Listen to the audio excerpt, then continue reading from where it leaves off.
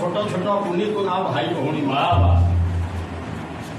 এই ଠାକୁରଙ୍କ ଦରବାର ମଧ୍ୟରେ ଉପସ୍ଥିତ ହେଲା ମାତ୍ରକେ ଆସିଛି ଗୋଟେ ମନଶିକ୍ଷା ସମାଜ। ଏଇ ମନଶିକ୍ଷା ସମ୍ବନ୍ଧରେ ଭକ୍ତ ଆଜି ଭଗବାନଙ୍କୁ ଦୁଇ କର ଯୋଡ଼ି ପ୍ରାର୍ଥନା କରୁଛି, ହେ କରୁଣାମୟ ପ୍ରେମ ସ୍ୱରୂପ ତୁଝ ପରମେଶ୍ୱର, ତୁମକୁ ଅଭିବାଦନ ଓ ସାଷ୍ଟାଙ୍ଗ ପ୍ରଣିପାତ। ତୁମ୍ଭେ ସର୍ବବ୍ୟାପକ ଓ ସର୍ବଶକ୍ତିମାନ ଓ ସର୍ବଜ୍ଞ, ତୁମ୍ଭେ ସଚ୍ଚିଦାନନ୍ଦ ଅନ୍ତରବାସୀ, ଆମ୍ଭମାନଙ୍କୁ ପ୍ରଭେଦନଶୀଳ, ସମଚିତ୍ତ ସମଦୃଷ୍ଟି ସମଜ୍ଞାନ ଭଗବତ ବିଶ୍ୱାସ ପ୍ରଦାନ କର।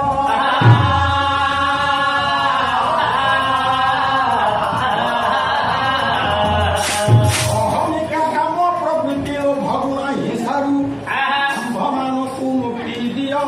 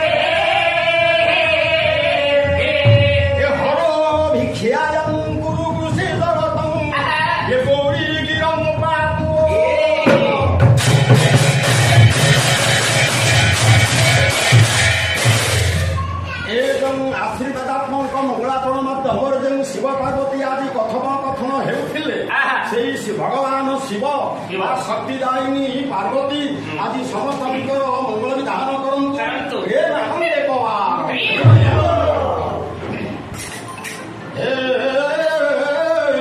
ଜଗା କାଳିଆ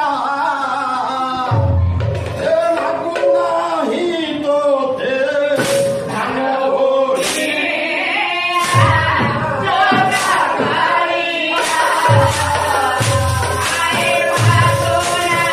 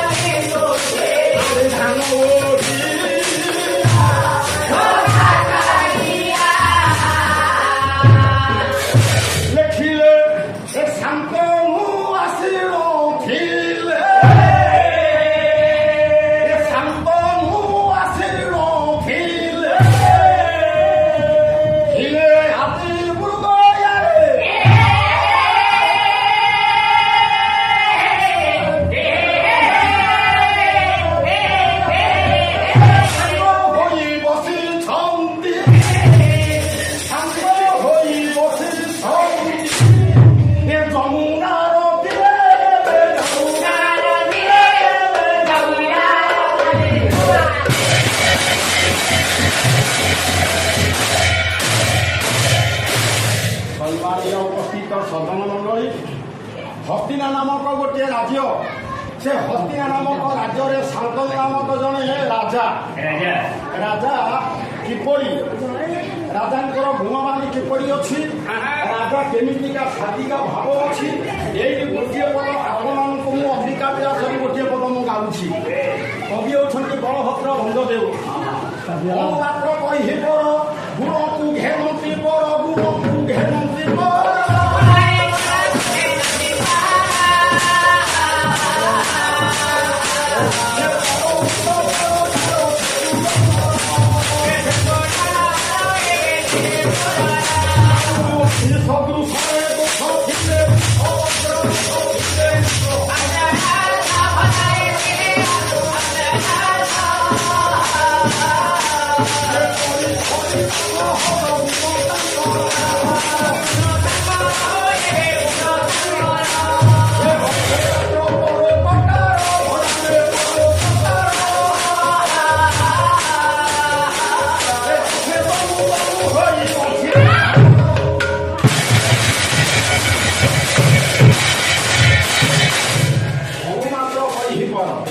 ରାଜା ଅନ୍ୟ ମାତ୍ର କାହାକୁ ପରଲୋକକୁ ନିନ୍ଦା କରନ୍ତି ନାହିଁ, ସୁଦୃଷ୍ଟିରେ ଚାହାନ୍ତି।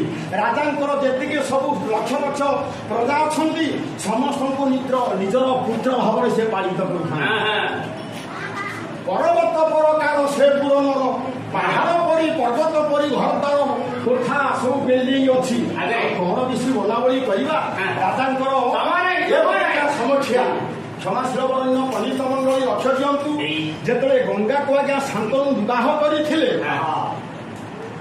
ଷଟ ପୁତ୍ର ପୂର୍ଣ୍ଣ କରି ଆଉ ତରୁ ଜନ୍ମ ନାହିଁ। 6ଟି ପୁତ୍ର ଜନ୍ମ କରିସାରିବା ପରେ ସପ୍ତମ ଗର୍ଭରେ ଯେଉଁ ପୁତ୍ର ଦାତ ହେଲା ସେ ଆଜ୍ଞା ବଞ୍ଚି ରହିଲା।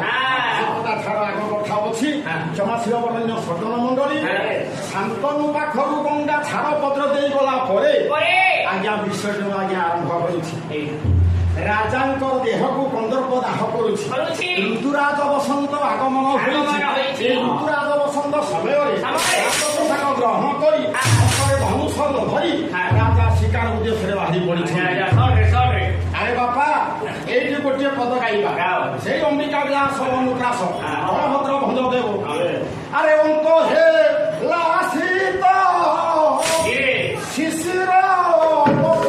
ବସନ୍ତ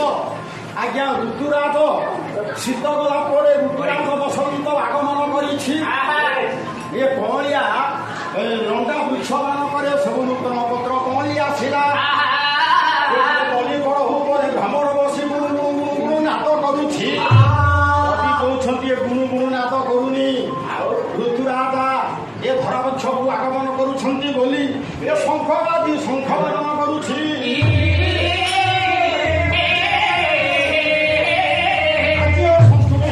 ଶୋଇଛି ଗୋଟିଏ ଶୋକ ଲେଖିଦେଲେ।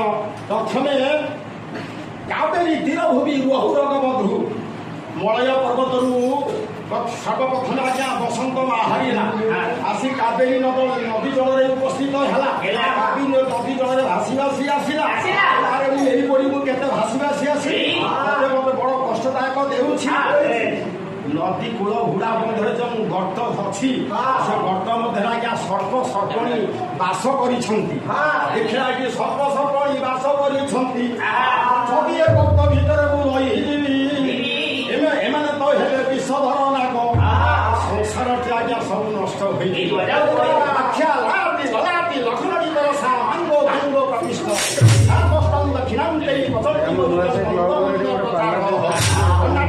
ନାରୀମାନେ ନଦୀ ଜଳରୁ ସ୍ନାନ ସାରି ସମସ୍ତ ମା ଭଉଣୀ ମାନେ ଏ ମୁଣ୍ଡରେ ଗୋଟିଏ କଳସୀ କାଖରେ ଗୋଟିଏ କଳସୀ ସ୍ନାନ ସାରି ସେ ଫେରୁଛନ୍ତି ହାତରେ ଆଜ୍ଞା ଅଳତା ଗ୍ରହଣ କରିଛନ୍ତି ଭାବିଲା ଏଇଟା ନାଲି ରାସ୍ତା ନାଲି ରାସ୍ତାରେ ମୁଁ ଚାଲିଯିବି ତେଣୁ ବସନ୍ତ ପାଦକୁ ଟିକେ ଅଲଗା ଲାଗିଲା ଫେରେ ପାଦ ନାଲି ରାସ୍ତା ନୁହଁ ଆସିଥିଲି ଆମମାନେ ଯୋଉ କେଶକୁ ମୁଣ୍ଡା କରିକି ଆସିଛନ୍ତି କଳା ଦେଖା ପଡୁଛି ବୋଧେ ଏଇଟା ଗୋଟେ ପିଚ ରୋଡ ରାସ୍ତା ପିଚ ରୋଡ ରାସ୍ତାରେ ମୁଁ ଚାଲିଯିବି ତେବେ ମା ଭଉଣୀ ମାନଙ୍କର ମସ୍ତ ଉପରେ ଆଜ୍ଞା ମଳୟ ରହିଯାଇଛି ସେମାନେ ହତରେ ଟିକେ ଝାଡ଼ି ଦେଲେ ହସି ପଡ଼ିଲା ବସନ୍ତ କଷ୍ଟ ମୁଁ ଦେଖିଲା ବଡ ଛୋଟା ହେଇଗଲା ବଡ କଷ୍ଟ ପାଇଲା ଆରେ ମୁଁ ଆଉ କୁଆଡେ ବଡ ହେବିନି ଅନ୍ତ କହିଲେ ଦକ୍ଷିଣ ଦିଗରୁ ଗନ୍ଧମୂଳ ପବନ ଧୀରେ ଧୀରେ ବହି ଆସିଲା ଏଇ ବସନ୍ତ ସମୟରେ ହସ୍ତିନାଧିପତି ଶାନ୍ତନୁ କରିଛନ୍ତି କଣ କୁହୁତାନେ ତଟବନ ଯାଉଛି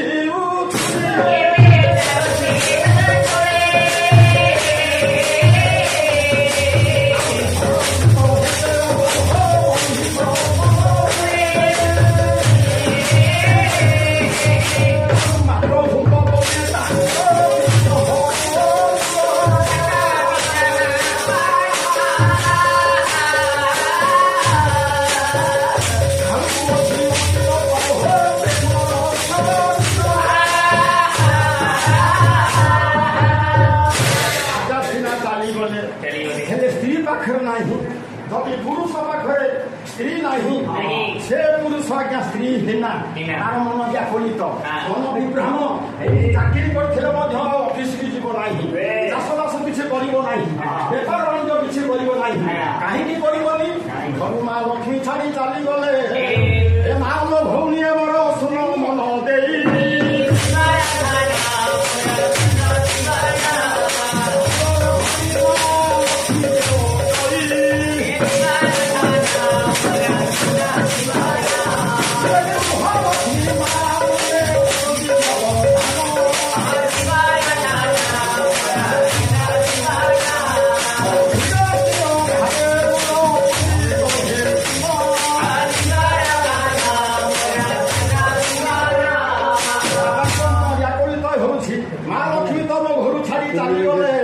ମତେ ପକ୍ଷକୁ ଆଜି କନ୍ଦର୍ପଦାଉ କରୁଛି ଏ କନ୍ଦର୍ପଦାଉରୁ ମୁକ୍ତି ପାଇବା ପାଇଁ ରାଜା ଚିନ୍ତା କରୁଛନ୍ତି ଏଇଠି ଗୋଟିଏ ପଦ କବି ସମ୍ରାଟ ଉପେନ୍ଦ୍ର ଭଞ୍ଜ କାଠ ମଧ୍ୟରେ ମଞ୍ଜ କବି ମଧ୍ୟରେ ଭଞ୍ଜ ରାଜା ଚିନ୍ତା କରୁଛନ୍ତି ଚୋଖି ପଦଟିଏ ମୁଁ ଆଣୁଛି ଯୁବା କାଳେ ଯାହା ଆସେ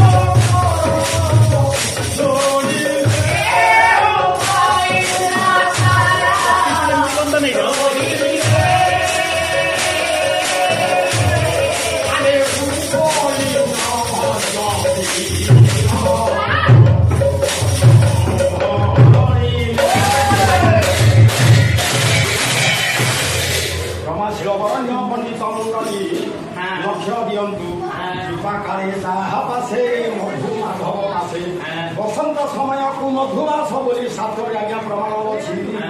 ଏ ବସନ୍ତ ସମୟରେ ଯୁବକ କୋଳରେ ଯଦି ଯୁବତୀ ନାହିଁ ଧିକଟା ଯିବ। ଏ କନ୍ଦର୍ପକୁ କାହିଁକି ମୋ ବକ୍ଷକୁ ଆଜି ଦାହ କରୁଛୁ? ଯଦି ମୋର ଅର୍ଦ୍ଧାଙ୍ଗିନୀ ସ୍ତ୍ରୀ ଡଙ୍ଗା ଥାଆନ୍ତେ ତେବେ ତ କନ୍ଦର୍ପ ଶକ୍ତିକୁ ମୁଁ ଦମନ କରିପାରନ୍ତି। ମୁଁ ଆଉ କାହା ସଙ୍ଗରେ ଦମନ କରିବି? ରାଜା ଏ କଥା ଚିନ୍ତା କରି ଦୁଇ ହାତକୁ ବକ୍ଷକୁ ଜାବୁଡ଼ିକି ଧରନ୍ତି। ଏ କନ୍ଦର୍ପ ତୁ ମରିଯା। କନ୍ଦର୍ପ ମରିବ, ଗରମ ପାଣିରେ କଣ ଘର ତୋଳିଯିବ। ଏଇଠି ଗୋଟିଏ କଦମ ଗାଉଛି କଦମ ଧର୍ମ ତୁଙ୍ଗା କୁସୁମ ରେଣୁ ଦମ୍ପଟ ଭୁଙ୍ଗ ଘାଟି କାଧପଟ ଭୁଙ୍ଗ ଘାଟି କାଧପଟ।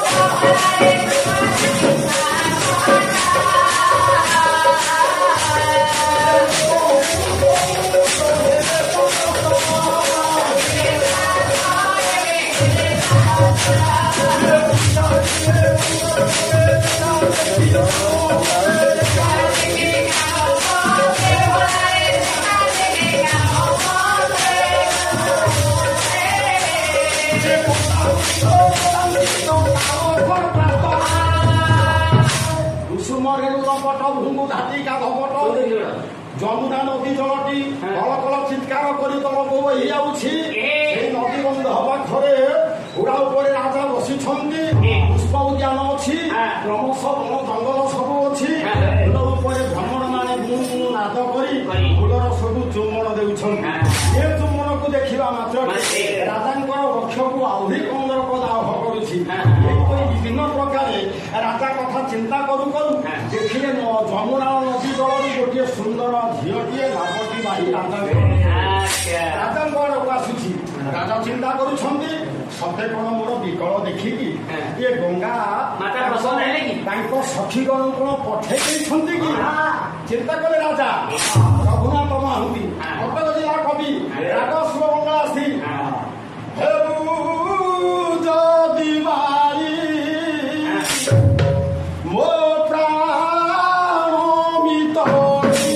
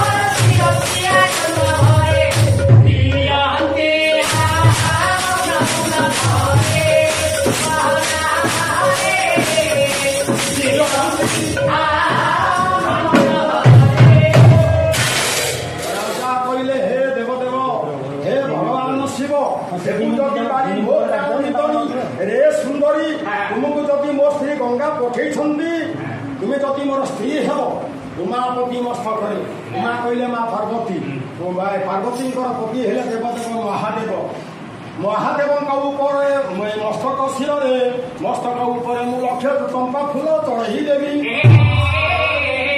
कूड़े थाली राजा डाकिले दौड़ी आगो नापकू तते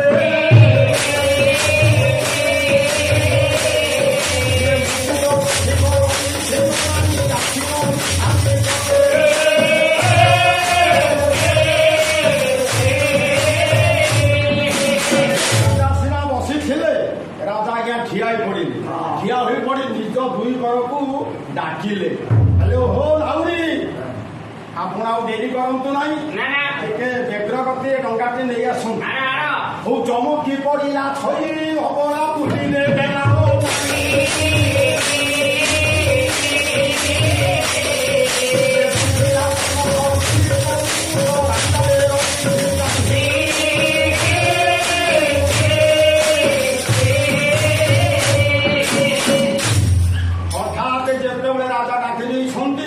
सुंदरी झीटी चमकी पड़ा कहीं चमकी पड़ा ପଡ଼ିଲା ଏଣେ ସୂର୍ଯ୍ୟ ଆଜ୍ଞା ପଶ୍ଚିମ ଦିଗରେ ଅସ୍ତ ହେଉଛନ୍ତି ସନ୍ଧ୍ୟା ଗମନ ହେଉଛି କାଳେ କିଏ ବୀଜ ପୁରୁଷ ତା ପାଖକୁ ଗମନ କରୁଥିବେ ବୋଲି ଟିକେ ଡରି ପଡ଼ିଲା ଭୟ କଲା ଭୟ ସା ପୂର୍ବ କାୟନ ଦୁଇ କର ଦୋଳି କରେ ସୁନ୍ଦରୀ ସଦା ସୁନ୍ଦରୀ କହି